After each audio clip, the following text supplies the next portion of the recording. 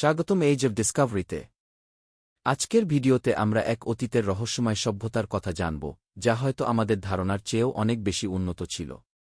কল্পনা করুন এমন কিছু প্রযুক্তি যা আমরা জানতাম না, হারানো জ্ঞান এবং হাজার হাজার বছর ধরে লুকিয়ে থাকা গোপন তথ্য।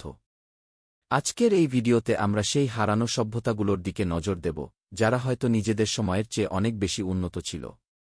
তাহলে চলুন শুরু করা যাক, কারণ আপনি হয়তো পুরনো ইতিহাসকে এক নতুন দৃষ্টিতে দেখতে শুরু করবেন। আমরা সবাই জানি গ্রেট পিরামিড, স্টোনহেঞ্জ এবং মাচু পিচুর মতো প্রাচীন বিশ্ববন্দিত স্মৃতিস্তম্ভগুলোর কথা। এইসব স্থাপত্য আমাদের মুগ্ধ করে রেখেছে শতাব্দী ধরে। কিন্তু যদি বলি এইসব স্মৃতিস্তম্ভ শুধুমাত্র স্থাপত্যের বিষয় নয়, বরং হারানো প্রযুক্তির প্রমাণ।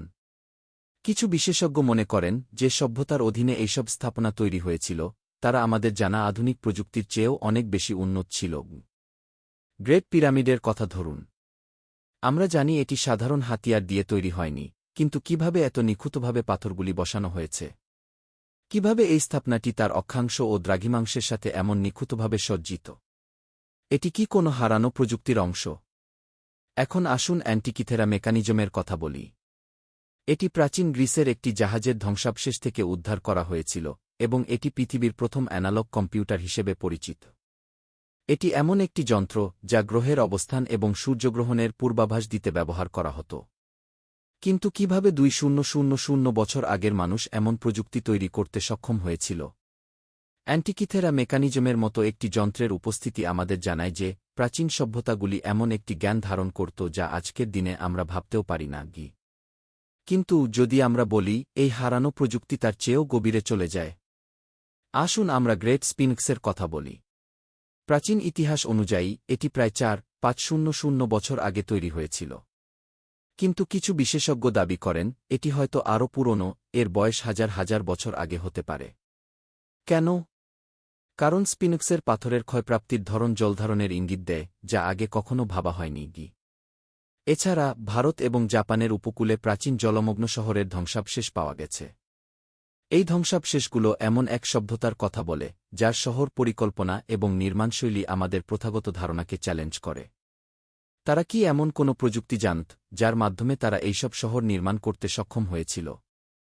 এখন আসুন আমরা কথা বলি অ্যাটলান্টিসের সম্পর্কে। প্রাচীন গ্রিক দার্শনিক প্লেটো কথিত এই শহরটি ছিল একটি অত্যন্ত উন্নত সভ্যতা যা সমুদ্রে ডুবে গিয়েছিল। কিন্তু এটা যদি আসলেই সত্যি হয়ে থাকে? সম্প্রতি আবিষ্কৃত জলমগ্ন ধ্বংসাবশেষ এবং উন্নত বসতিগুলো কি অ্যাটলান্টিসের অস্তিত্বের প্রমাণ? কল্পনা করুন এমন একটি শহর যেখানে উড়ন্ত যান, শক্তির উৎস এবং এমন প্রযুক্তি ছিল যা আজও আমরা পুরোপুরি বুঝতে পারি না। অ্যাটলান্টিস হয়তো সেই হারানো সভ্যতা যা আধুনিক বিজ্ঞান থেকে অনেক আগে কিছু প্রযুক্তি আবিষ্কার করেছিল। তাহলে এসব সব প্রমাণ কি শুধুই কল্পনা? পৃথিবীজুড়ে প্রাচীন প্রযুক্তির অজস্র প্রমাণ আমাদের সামনে এসেছে, যদি আমরা ঠিকভাবে খুঁজে দেখি। এইসব প্রমাণ, পুরাতন স্মৃতিস্তম্ভ এবং অদ্ভুত বস্তুগুলি একটি হারানো সভ্যতার অস্তিত্বের ইঙ্গিত দেয়।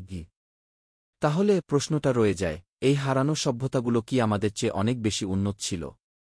যদিও প্রমাণ এখনও অসম্পূর্ণ, আমাদের অজানা ইতিহাসের রহস্য আরও গভীরে প্রবাহিত হচ্ছে। হয়তো আমরা এখনও সঠিকভাবে এই প্রাচীন সভ্যতাগুলোর সব রহস্য আবিষ্কার করিনি, অথবা হয়তো আমরা ভুল জায়গায় খুঁজছি। আপনি যদি এই হারানো সভ্যতার বিষয়টি আগ্রহের সাথে দেখতে পছন্দ করেন, তাহলে অবশ্যই লাইক বাটন চাপুন, এজ অব ডিসকভারিতে সাবস্ক্রাইব করুন এবং নিচে মন্তব্যে জানান আপনার ধারণা, এই সভ্যতাগুলো কি আমাদের কল্পনাকেও ছাড়িয়ে গিয়েছিল? কিংবা অ্যাটলান্টিস কি আসলেই ছিল? আসুন আলোচনা করি। ধন্যবাদ এবং সবসময় আমাদের ইতিহাসের রহস্য অনুসন্ধান করতে থাকুন।